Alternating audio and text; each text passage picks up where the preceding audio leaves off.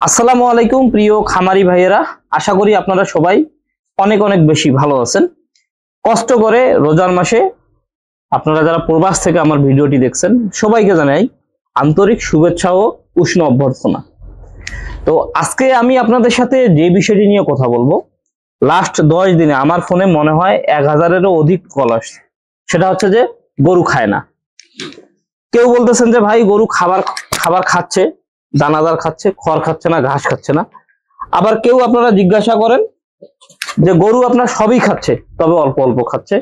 কেউ জিজ্ঞাসা করেন সবকিছুই স্বাভাবিক খাচ্ছে, পানি খাচ্ছে না। মানে মোট কথা গরু আপনার মানে খাবারের সমস্যাটা হচ্ছে।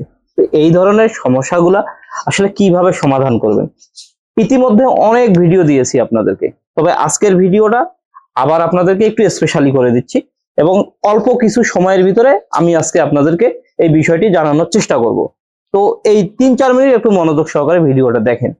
সেটা হচ্ছে যে গরু খেতে চাচ্ছে না, রুমেনাল ফাংশনের যদি কোনো রকমের কোনো সমস্যা হয়, মোট কথা গরুর পেটে যদি পিএইচ এর মান যদি আপনার তারতম্য হয় তাহলে কিন্তু গরুটা খেতে চাবে না।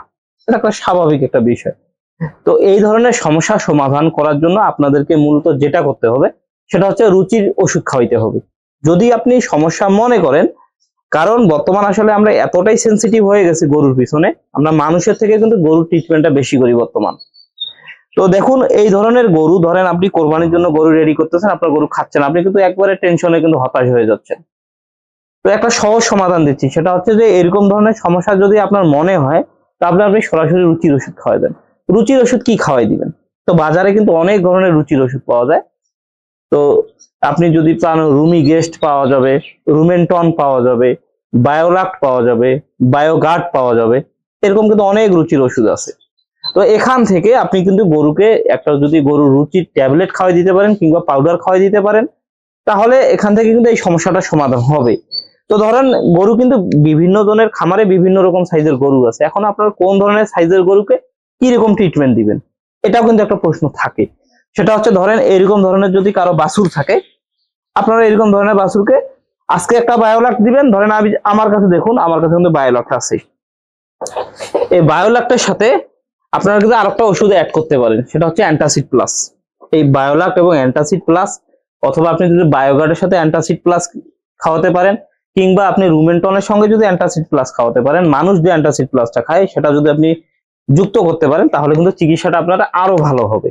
তো ধরেন এই ধরনের গরুকে আপনি যেটা করবেন সেটা হচ্ছে 4টা যদি আপনি অ্যান্টাসিড প্লাস আর একটা যদি বায়োলাক্ট আজকে খাওয়াই দেন, কালকে খাওয়াই দিবেন, আবার পরশুদিন খাওয়াই দিবেন, মোট কথা প্রতিদিন একবার করে যদি খাওয়ান তাহলে দেখবেন যে 3 দিনের ভিতরে একটা ইনশাল্লাহ আপনি রেজাল্ট পাবেন।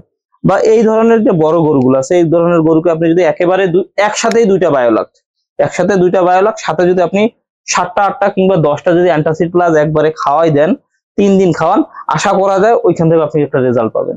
একেবারেই সহজ একটা চিকিৎসা। এই সহজ চিকিৎসাটার জন্য আপনারা অনেকেই টেনশনে আছেন। তো আমি মনে করি যারা আপনারা এই গরুর খাবার বিষয় নিয়ে খুবই চিন্তিত, গরু খাচ্ছে না, আপনারা চাইলে কিন্তু এটা অ্যাপ্লাই করতে পারেন। ওষুধটার নাম আমি আপনাদেরকে ক্যামেরাতে দেখাই দিচ্ছি। বায়োলাক্ট প্রিবায়োটিক প্রোবায়োটিক সাথে অ্যামাইনো অ্যাসিড, মানে মোট কথা রুচি বৃদ্ধি করার জন্য যা যা উপাদান থাকে এই ওষুধগুলোতে আছে। এরকম পাশাপাশি আরো অনেক ওষুধ আছে, সেগুলোর সাথে যদি একটু অ্যান্টাসিড প্লাস অ্যাড করেন তাহলে আপনার গরুর এই খাবারের সমস্যাটা হবে না বা রুচির সমস্যাটা হবে না, বা পেট ফাঁপা থাকলে এটাও সারবে ইনশাআল্লাহ। আপনি কোরবানি পর্যন্ত খুব সহজেই আপনার এই অত্যন্ত গরুর রুচি নিয়ে আপনাকে টেনশন করার লাগবে না। এই হচ্ছে মূলত আজকের ভিডিওটা। সবাই ভালো থাকবেন, সুস্থ থাকবেন, এবং যদি এই ওষুধ খাওয়ানোর পরে আপনাদের গরু যদি উপকার আসে বা গরু যদি সুস্থ হয় অবশ্যই কমেন্টস বক্সে জানাবেন, কারণ অনেকেই আছে নতুন করে ভিডিওগুলো দেখে এই আপনাদের কমেন্টস বা আপনাদের মতামতের উপর ভিত্তি করে তারা কিন্তু একটা কি অনুপ্রেরণা পাবে, এখান থেকে একটা সাহস পাবে এবং তারা কিন্তু খুব কম খরচে গরুগুলোকে সুস্থ করতে পারবে। সবাইকে ধন্যবাদ। আসসালামু আলাইকুম।